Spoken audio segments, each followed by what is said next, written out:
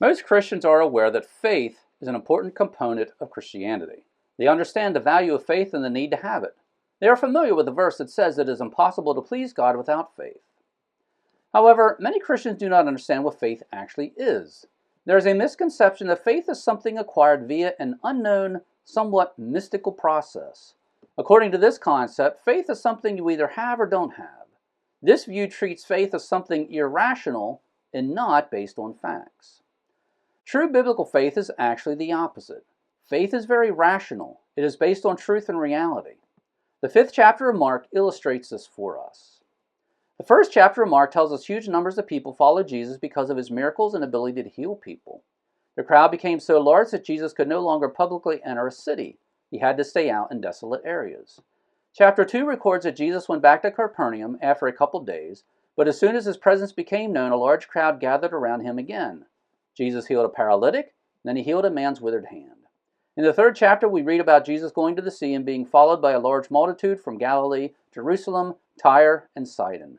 Jesus healed many people. Jesus also exercised authority over unclean spirits. Chapter 4 records some parables. Then Jesus and his disciples entered a boat so they could travel to the other side of the sea. While on the boat, Jesus calmed a raging storm. In the 5th chapter, we learn about Jesus exercising power over demons. He cast them out of a man and into a herd of swine. A crowd gathered and asked Jesus to leave their region. Now let's resume reading at Mark 5, verse 21. And when Jesus had crossed over again in the boat to the other side, a large crowd gathered around him, and so he stayed by the seashore. So once again, a large crowd gathered around Jesus. The crowd was large because it was known that Jesus could heal people. There were many in the crowd who needed healing or had a relative who needed help. Verse 22. And one of the synagogue officials, named Jairus, came up, and on seeing him fell at his feet, and pleaded with him earnestly, saying, My little daughter is at the point of death. Please come, that by coming you may lay your hands on her, so that she will be saved and live. Jairus was convinced Jesus could heal his daughter. His conviction was not the result of random, irrational hope. It was the result of knowing about all the other people Jesus had healed. Jairus had facts that led him to believe Jesus could heal his daughter. Verse 24. And he went off with him, and a large crowd was following him and pressing in on him. And a woman who had a hemorrhage for 12 years, and had endured much at the hands of many physicians, and had spent all that she had, and was not helped at all, but rather had grown worse, after hearing about Jesus, she came up in the crowd behind him and touched his garment. So the woman had spent all her money on physicians, but they were not able to help.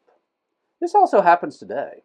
Some people spend massive sums of money visiting doctors and undergoing surgeries and other treatments in order to treat cancer or other ailments, but without success. It is hard to watch people suffer and die from cancer and other incurable diseases. However, the fact that some illnesses cannot be cured is a reminder that humans are not all powerful. There is a limit to our abilities. Verse 28.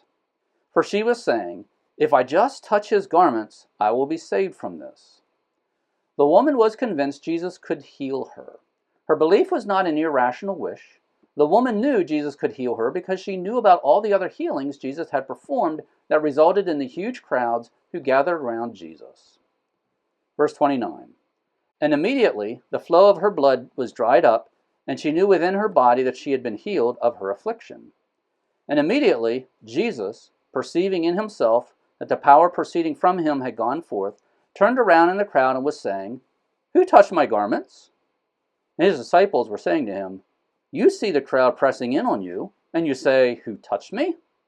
And he was looking around to see the woman who had done this. But the woman, fearing and trembling, aware of what had happened to her, came and fell down before him and told him the whole truth. And he said to her, Daughter, your faith has saved you. Go in peace and be healed of your affliction.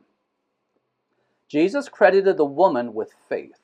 The woman's faith was not the result of some unknown mystical process. She did not just randomly happen to have faith. Instead, she had faith because Jesus was well known for healing people, and based on those facts, the woman was convinced Jesus could heal her also. Verse 35. While he was still speaking, they came from the house of the synagogue official, saying, Your daughter has died. Why trouble the teacher anymore? So the messenger from Jairus' house no longer had hope the girl would live. He did not have faith. Verse 36.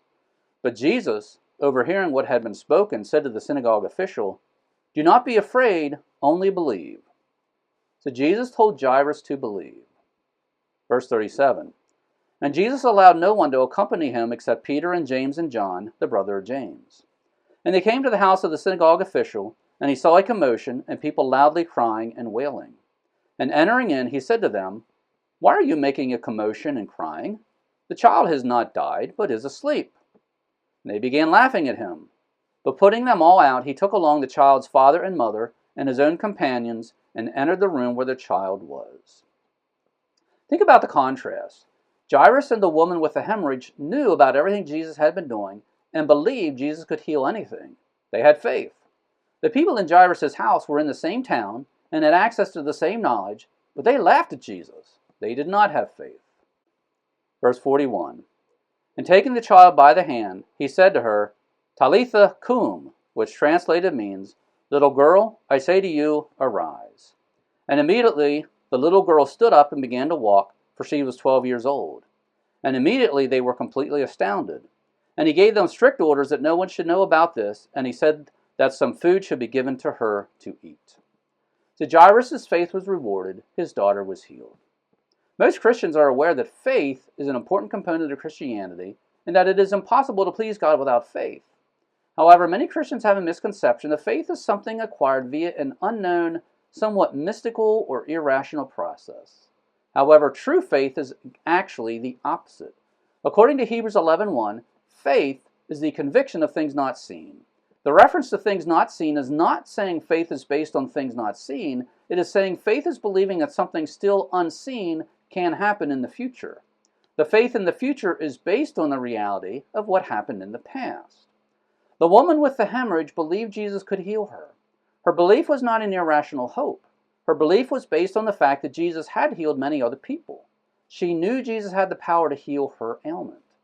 Likewise, Jairus, the synagogue official, believed Jesus could save his daughter from death. He believed because Jesus had demonstrated his power. Jairus' request of Jesus was not an illogical, random wish. It was a request based on fact. All Christians need to have faith in God.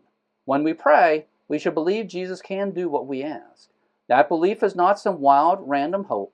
Instead, our belief in God's ability to do what we ask is based on the facts recorded in the Bible that teach us God can do anything. Christians have faith we will spend eternity in heaven. Our faith regarding our eternal destiny is not a mere pipe dream. Instead, it is a conviction based on statements in the Bible. There is evidence that we can and should believe what the Bible tells us. Thanks for visiting Bible Mountain. If you have already joined my email list, thank you, and please tell others about Bible Mountain. If you have not joined my email list yet, please do so now. In order to join, go to BibleMountain.com, click on subscribe, and that will take you to a page where you can sign up. Your email address will not be sold nor given away. Once again, thanks for visiting Bible Mountain.